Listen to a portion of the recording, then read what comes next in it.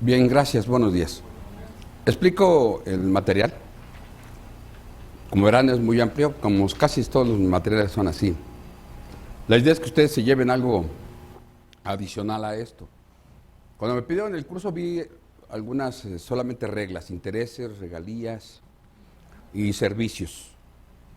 Sin embargo, yo les puse todo el material que yo tengo para el diplomado, que son como 20 horas, para que usted lo tenga como consulta, ya que van a ver cómo lo manejo y su contenido. Entonces, vamos a revisar todo, porque además voy a cubrir esas tres, pero hay veces me puedo regresar en algunas otras rentas que ustedes pudieran tener interés, ¿no? Porque dice, pues yo nomás vine, pero pues a lo mejor me gustaría ver lo de asistencia técnica. Ay, oye, ¿qué hacemos con esto, no?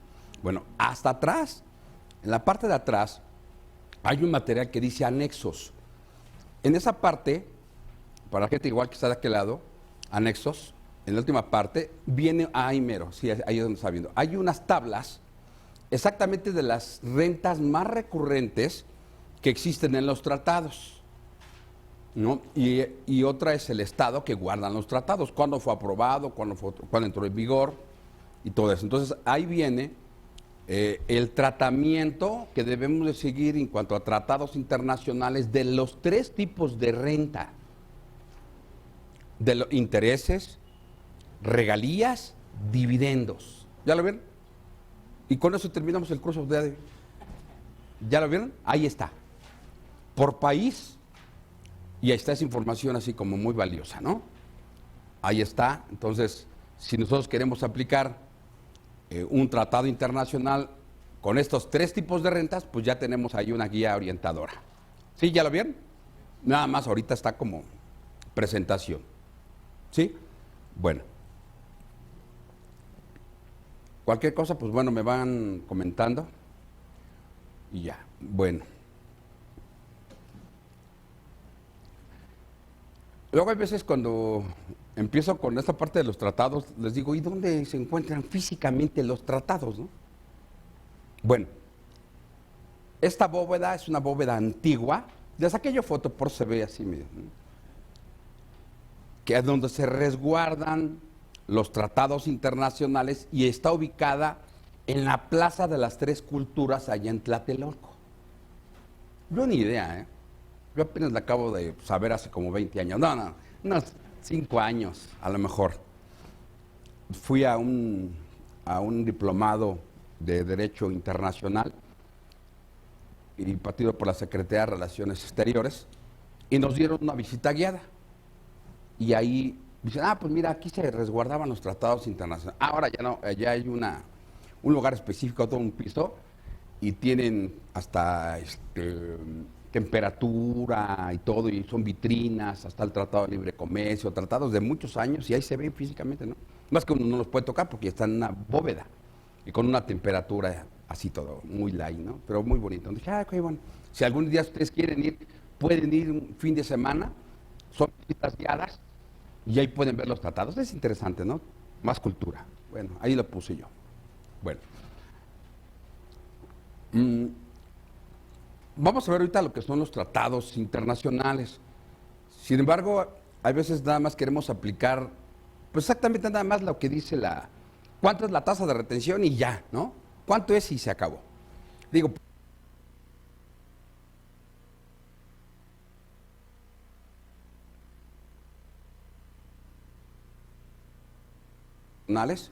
¿no? ¿Cuál es su jerarquía? Y sobre todo cuando hay problemas con el satánico, porque siempre hay, ellos siempre desconocen la parte de pagos al extranjero. Y no se dice en contratados porque no le entran. Entonces, vamos, yo quisiera saber así en pocas palabras ustedes que me dijeran cuál es el objetivo o cuál fue el interés de que ustedes vengan a tomar este tema tan importante, tan novedoso. Licenciada, ¿su nombre? ¿De dónde viene? ¿Empresa, despacho?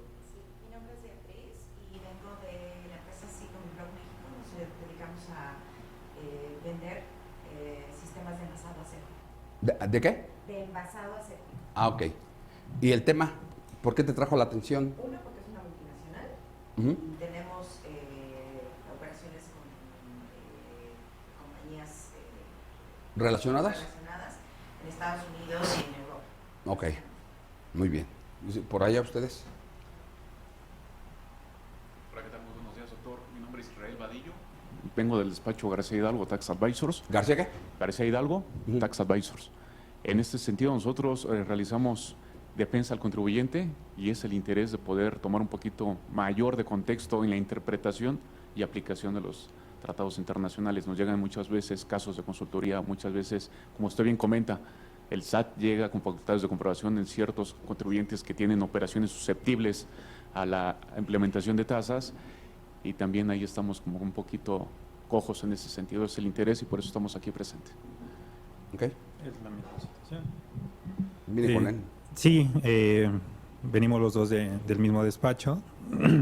Y como bien lo comenta Israel, nos ha tocado situaciones con el SAT en las cuales nos tenemos que enfrentar mucho a temas de comercio exterior, a temas de aplicación de tratados para evitar la doble tributación. Entonces, ese es el interés de estar aquí, ¿no? Poder ahondar más en el tema y comprender mejor la situación. No nada más, como usted lo decía, no enfocarnos nada más en la tasa, ¿no? Digo, si fuera eso, nos enfocamos nada más en eso y ya, pero creo que se necesita saber más allá de la tasa que se tendría que aplicar para ciertas situaciones. Ah, ok. Ahorita hablando de eso, en la Asociación Mexicana de Contadores Públicos, está en la del Valle, va a haber un foro de comercio exterior y va a haber la mayoría de expositores van a ser gente del satánico. Entonces será bueno. Asociación Mexicana de Contadores Públicos, es el 10 de octubre. Ajá. Hay un tema que va a salir alguien de precio de transferencia del satánico. Entonces, siempre es bueno, ¿no? Pero ese es, creo que, el único foro que van a estar todos los del SAT, de comercio exterior, de todos. O sea, está bueno. Bueno. Ok, entonces, bueno, les comento la estructura de eso, porque luego ya algunos, ay, mira, no vamos a acabar, no, tranquilo. No. Ya acabamos, de hecho. Ok, nada más entonces vamos a robustecer un poquito el conocimiento para ver, etcétera, de dónde están, ¿no? Algunas cosas, digo, no son mías, pero tiene citada la fuente de quién son. Y sobre todo quiero recalcar aquí la parte de este licenciado que era el presidente del Tribunal Federal de Justicia Fiscal Administrativa, Elvis Pelayo. Él fue el director de ahí. Entonces, cuando fui al diplomado ese que les comento, saco algunas láminas de él que se me hicieron muy, muy buenas para explicar esto de los tratados. De hecho, tiene varios libros, junto con Novoa, un doctor de España, que son excelentes libros, que son de derecho internacional y que hablan de tratados. De tratados internacionales, no nada más de doble tributación, sino de muchos. Bueno, entonces, vamos a ver en dónde nos estamos enfocados y ubicados para efectos de los tratados. Mira, los tratados internacionales se ubican dentro de la rama del derecho internacional público, como aquí lo estoy diciendo. Y este tema es algo complejo. La primera persona o figura que menciona el derecho de los tratados internacionales es el doctor Jeremías Bentham, que utilizó este término en 1789 para dar más o menos una jerarquía de tratados internacionales. ¿Y por qué? Porque para hablar de tratados internacionales deberemos hablar del Estado, para que un Estado pueda tener relaciones con otro país o otro Estado, primero en aquel tiempo, deberá haberse constituido como Estado, ya que antes, pues nada más existía algunos países de Europa y párale, no hay más, ¿no? Era España, Suiza, Alemania, Francia, y los demás todos eran vasallos, ¿no? Todos. Estados Unidos era gobernada o invadida por Inglaterra, ¿recuerdas? Todo esto. Entonces, para que fueran consideradas, se le llama en el Concierto de París, y que fueran consideradas como Estado, deberán haber sido sometidos por este club de países ricos. Entonces, en aquel tiempo, si lo fuéramos como un cuento, Francia tuvo un problema de gobierno, a donde le habían decapitado al rey, no sé, Carlos XVI o Carlos V, le quitaba la cabeza. No sé si fue cuarto, 14 o quinto, pero bueno. Él se había amenazado en el sistema de gobierno, y entonces invita, para poder fortalecer, invita a las 13 colonias que se encontraban en el otro lado del mundo. Era a los Estados Unidos, que era ya más conocido como 13 colonias, y los invitan al concierto de París. Pues lógicamente Inglaterra pues se para de pestañas y dice, ¿cómo crees, no? ¿Cómo quieres invitar a la chusma y que quieres invitarla aquí a este concierto, ¿no? A donde somos Estado, ¿no? Con letras mayúsculas. Y entonces, pues bueno, no tiene que, ahora sí que no pudieron salirse, y entró a esas 13 colonias al concierto de París. Vamos. Y esas 13 colonias se convierten en Estados Unidos, ¿sí? Los Estados Unidos. Y entra como el primer estado de Europa, de América, entra el concierto de París. Te las cuento así brevemente, ¿no? Claro, tiene un antecedente un poquito más, mucho más para allá. Bueno, entonces, antes de que esto empiece a tener reconocimiento, entonces primero tiene que haber un reconocimiento por el concierto de París para determinar quién es Estado. ¿Sí me explico? Hoy ya no se necesita que requieran una aprobación internacional. ¿Vamos? Entonces, para considerar que una persona o una sección territorial sea un Estado, pues solamente deben de cumplirse 3 requisitos, ¿no? En la ley, en su constitución política. Y estamos hablando de 3 elementos. Para contar los elementos constitutivos del Estado, se necesita territorio,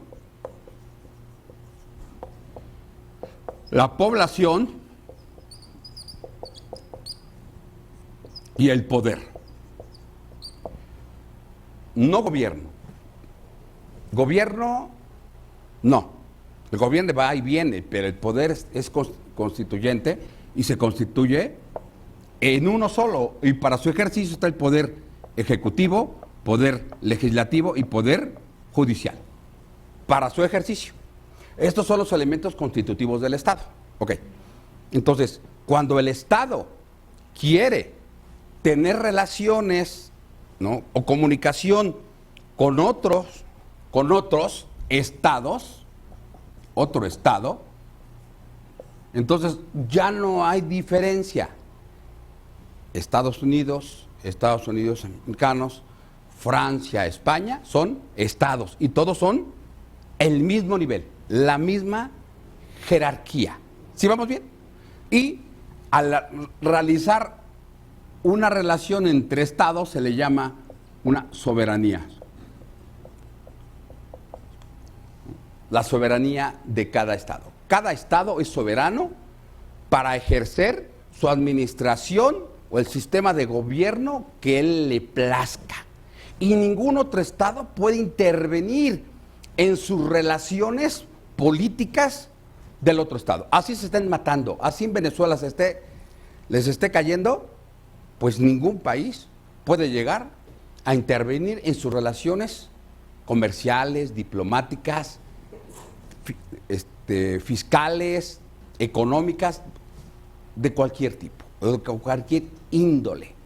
Si alguien quebranta estos 3 elementos constitutivos del Estado, el Estado en su carácter de país soberano puede declarar la guerra, que se le llama derecho de guerra. Y ahí alguna vez hice un ensayo sobre el derecho de guerra, y está en el Rincón del Vago y no me quedó bien precioso. Derecho de guerra. hasta fui a Costa Rica a sacar fotos de la rendición de Japón, porque lo encontré en un restaurante cuando fui una vez y estaban exactamente los periódicos de esa época y estaban así, hasta los tenían marcados. Y cuando me tocó dar una clase, como en la licenciatura en Derecho, dije, voy a dar ese tema. Y me regresé, pues aparte era muy lindo, ¿no? Era muy lindo esa parte. Me gustó. Entonces ahí si quieren búsquelo. Está rápido el ensayo, son como 50 hojas, ¿no? No, pero se llama Derecho de Guerra y Rincón del Bajo. ¿Vamos? Bueno, entonces, cuando alguien quiere tener relaciones entre pues se le dice que es la soberanía de Estado, como un Estado soberano, y que no necesita, ¿no?, pedir auxilio de nadie. Él puede tener sus relaciones y si no se cumple, tiene el poder de su fuerza coercitiva, vamos, para poderse imponer en sus relaciones. Ok, entonces en esas relaciones entre estados, pues está, ¿no?, la celebración de tratados internacionales. Entonces a este derecho se le conoce como derecho internacional público. Ya no estamos hablando de un derecho internacional, ¿no?, interno, no, ni siquiera privado, sino estamos hablando, yo saco aquí plumones porque aquí no dan. Estamos hablando de un derecho internacional público y todas las relaciones que van hacia abajo dentro de Estados se le llaman derecho internacional, derecho internacional público y aquí privado. ¿Cómo? Y todo esto se le conoce como derecho interno. Derecho interno. O sea, hay derecho internacional público y derecho internacional privado. Pero bueno, aquí para no confundir, le pongo aquí derecho interno. Derecho interno. También se le conoce como derecho positivo, vigente, todo. O sea, no nomás estamos hablando, no estamos hablando de la ley de renta, nada, no. Estamos hablando en tratados, estamos hablando de un derecho internacional público que están celebrando entre estados soberanos.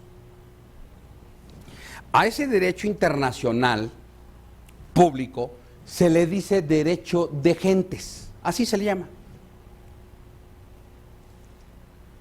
Considerando el término gentes como la asociación de sujetos organizados en una comunidad, o dicho de otra forma, los pueblos organizados políticamente. Así el derecho de gentes hace referencia al derecho común de la humanidad civilizada. Entonces ya más o menos, ¿no?, con la gente que te dije de la capitalación de Felipe, no sé, V, aquí cortaron la cabeza en Francia, licenciado, usted ve que usted es muy cultural. ¿Quién? Pero bueno, no sé si es Carlos V o Carlos XVI o Carlos XIV, no sé, pero bueno. El concepto queda ampliado, pues no solamente son las relaciones entre los estados, que son materia de derecho internacional público. En el presente también lo debemos incluir como sujetos del mismo a los organismos internacionales y otros tipos o instituciones, así como el mismo individuo. Por ejemplo, si yo voy a celebrar un tratado internacional, no es el Estado, ¿no?, sino es una persona que tiene una facultad investida por ese Estado y se le puede llamar plenipotenciarios a las personas que van y celebran los acuerdos preparatorios para este tratado y ya después le dicen al presidente de la República, ven y firma y saca la foto, ¿no? Sácate la foto. Pero esos plenipotenciarios son autorizados por la propia Constitución. Y cuando el presidente de la República los firma, tienen que ser ratificados por el Senado de la República para que tengan validez. ¿Me explico? Validez. Entonces, en esas relaciones de que yo entro a otro país o salgo de mi país, pues hay reglas, normas, y por ejemplo, a este monito, ¿no?, que lleva aquí su valija, su X, pues ese es un diplomado, no diplomado, no, ¿cómo van? Bueno, canciller.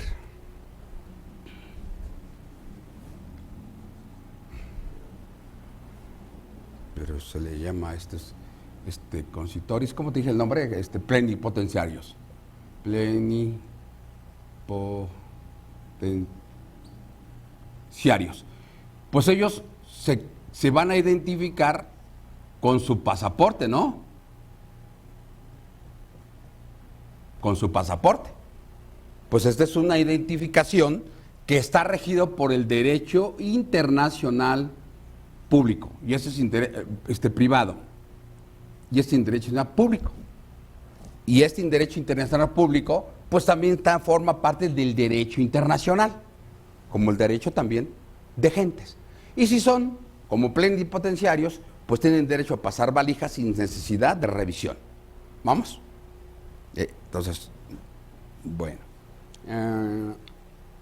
Bueno, el concepto ha quedado ampliado, bueno, ya sí, y otros tipos de instituciones, así como el individuo, por excepción. Dice, por lo tanto, el derecho internacional público regula de manera general las relaciones entre todos los miembros de la comunidad internacional, convirtiéndose en sus sujetos. Entonces, ¿por qué llamamos comunidad? Así le conocen y se quedó desde los años de 1789, cuando fue Jeremías Bentham, él fue el que bautizó al derecho internacional público, ya a las relaciones que se hacían. Entonces, imagínate, cuando alguien quebranta esas relaciones, ¿no? Que me invades mi territorio, hay un derecho de declarar la guerra, y un derecho se le llama legítimo. O sea, nomás porque me sacaste la lengua, voy y te bombardeo. No, hay un derecho. Te tiene que hacer una declaración de guerra y también una declaración de rendición. Vamos, entonces no más porque tú quieras, ¿eh? Bueno, cuando te acuerdas hace muchos años que fue el derrumbe de las Torres Gemelas, fue cuando yo hice ese ensayo. Y yo iba llegando a la conclusión que Estados Unidos no tenía el derecho de guerra oficialmente. ¿Por qué? Porque dentro del derecho de guerra no estaba la parte del terrorismo. En aquel tiempo no estaba considerado que el terrorismo fuera un derecho de guerra. Entonces digo, Estados Unidos llegó a un derecho de guerra, llegó a la guerra sin tener un derecho legítimo, ¿no? Porque pues como que hoy ya saben, ¿no? Como que me había inventado un pretexto y lo que quería era más allegarse del petróleo. Bueno, hoy ya está más sabido, ¿no? De muchas cosas, ¿no? En aquel tiempo pues sí, era algo diferente o algo novedoso lo que yo estaba comentando. Ay. Bueno, aquí lo que entramos en esto, hay que reconocer las ramas, dos ramas que pudieran tener una relación. Una rama que se le llama derecho interno, que está aquí, y derecho internacional. Son dos ramas que son del derecho. Entonces, para saber y que luego el satánico no tenga, cuando tenga una desaveniencia con nosotros, tendremos que ubicarla. Mira, te pongo el ejemplo. Hay una empresa, por ejemplo, la licenciada que tiene operaciones con Estados Unidos y con otro país de Europa. Llega el satánico, revisa la declaración informativa y dice, a ver, esos pagos no te creo cómo están. Que aplicaste ese tratado. No, este tratado no te aplica, y más yo tengo mi instructivo y dice que la tasa de retención por intereses o por regalías son del 25%. Y tú hiciste una retención de acuerdo a tratado de 10%. Entonces yo desconozco ese tratado. Y más, ni siquiera lo sabía que existía. A mí me pagas el 25% y es no deducible. La mayoría, por ejemplo, esta Jacqueline, que es todavía la directora, no sé cómo se llama, jefe o administradora de Título Quinto, ella se conduce así. Antes de Jorge Libreros era el que estaba ahí. Bueno, ellos así más o menos se las gastan. Entonces, imagínate, una persona del SAT, de esa categoría, que es como un visitador, no tiene por qué cuestionarte y valorarte la información que tengas. Solamente te entrego la información y tú tienes que ir y la tienen que valorar. Si tú me la vas a valorar, estás quebrantando, ¿no?, disposiciones fiscales. ¿Por qué? Porque el visitador no tiene facultades para valorar pruebas o documentación, ni pedirte información que vaya más allá de lo que dice la ley, ¿no? Haciendo un paréntesis, a Vicente Fox le determinaron un crédito de 9 millones. De los 15 que tenía, llegaron a 9. Llegó el SAT, se inconformó y se fue a lo contencioso administrativo, ¿no? Y diciendo o aduciendo que le había solicitado el satánico papeles de trabajo. Y entonces él dijo, dígame en qué parte del código viene que yo tengo que entregarte los papeles de trabajo. ¿Qué requisitos debe de tener los papeles de trabajo? ¿En qué reglamento? ¿En dónde dice que yo te los tengo que dar? No, es que el reglamento dice, sí, que es contabilidad, pero que yo tenga que entregarse eso. No. El contencioso administrativo, así, dijo, sí, efectivamente se dispuso de información de manera ilegal. Entonces, el fallo del tribunal fue una resolución lisa y llana, se acabó. Ya no hay reposición, ya no hay nada. Señor, disculpe usted. Y a nosotros nos piden cuestionarios, nos piden infinidad de información. ¿Vamos? Y eso es ilegal. Entonces hoy, de pasadita, si a ustedes les piden información de papeles de trabajo, bajen esa sentencia y dile, mira, aquí al señor se llamaba Vicente Fox, ¿no? Hay un fallo aquí en este tribunal que dice que los papeles de trabajo no es información que deben de solicitar, ¿no? Los del satánico. Y si quieres llegar hasta allá, hasta el tribunal, aquí les dieron el fallo a favor de esta persona, que ya no es presidente, tiene la misma investidura de nosotros. Entonces, de acuerdo a los tratados internacionales, ¿no?, de derechos humanos, nosotros estamos en igualdad. Está bonito, ¿no? Yo al menos ya los estoy manejando. Ahorita con las visitas que nos estaban dando a otros clientes les puse, pues no conocía esta sentencia, pues aquí lo vemos. ¿Sí? Bueno, ¿sí vamos bien? Entonces, la diferencia, entre un derecho interno y un derecho internacional, habría que conocerlo porque, ¿no? Si el satánico viene y me dice, yo te desconozco esto, le digo, pues es que no es necesario que lo desconozcas tú.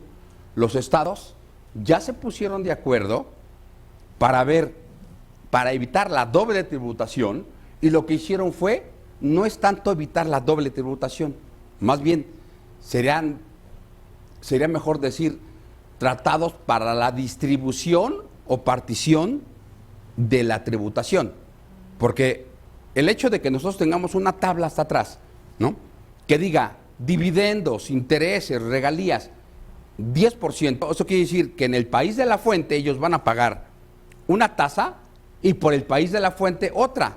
Entonces, pues a lo mejor se están repartiendo la renta, es más bien eso.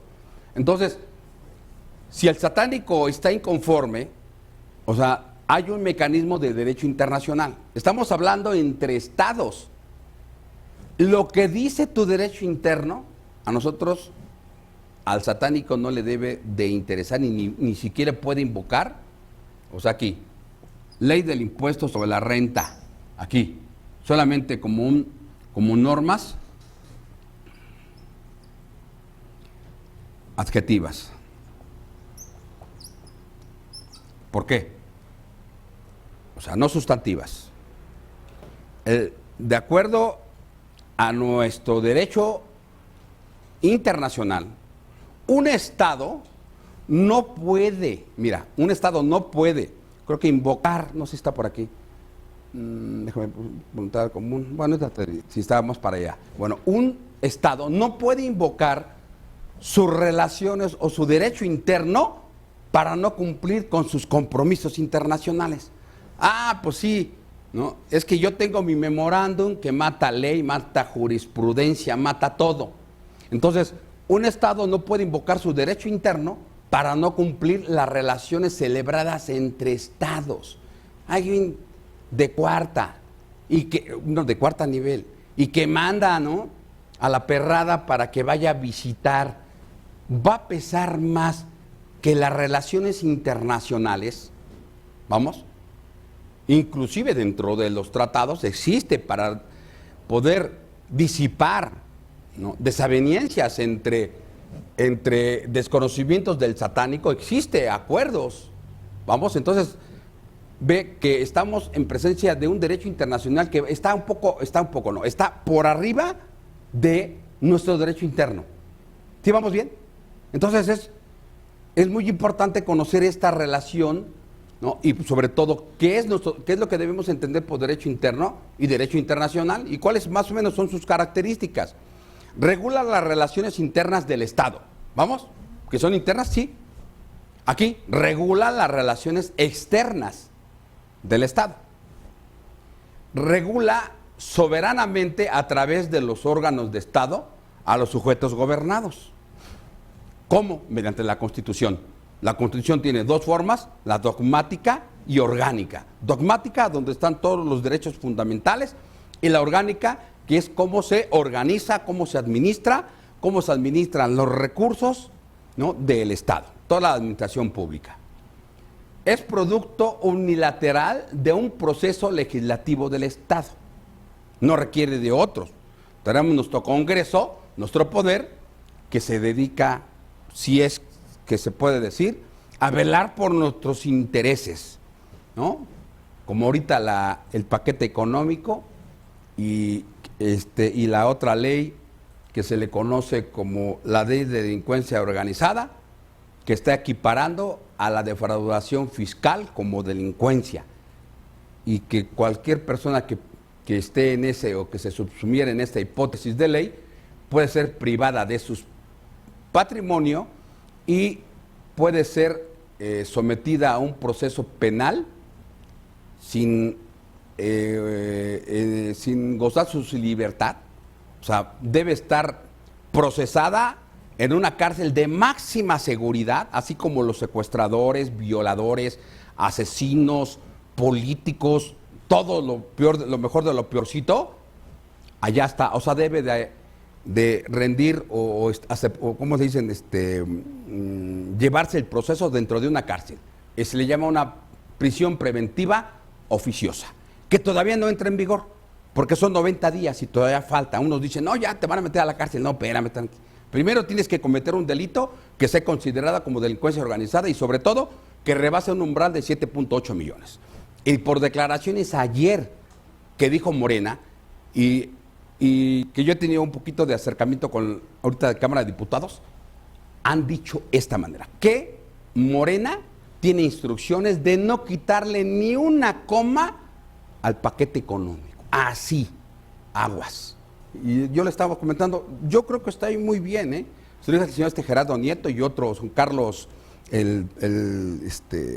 Carlos, Arguajo, se me olvida el nombre, Arana, que es ¿cómo le llaman? Del tribunal de la PGR. Pero bueno, le comenté, digo, todo está muy bien, pero lo debemos de poner así, ¿no? No también la defraudación, sino también el desvío de recursos, la corrupción de políticos, y entonces ahora sí, se van a sentar y van a decir, oye, creo que nos estamos excediendo, ¿no?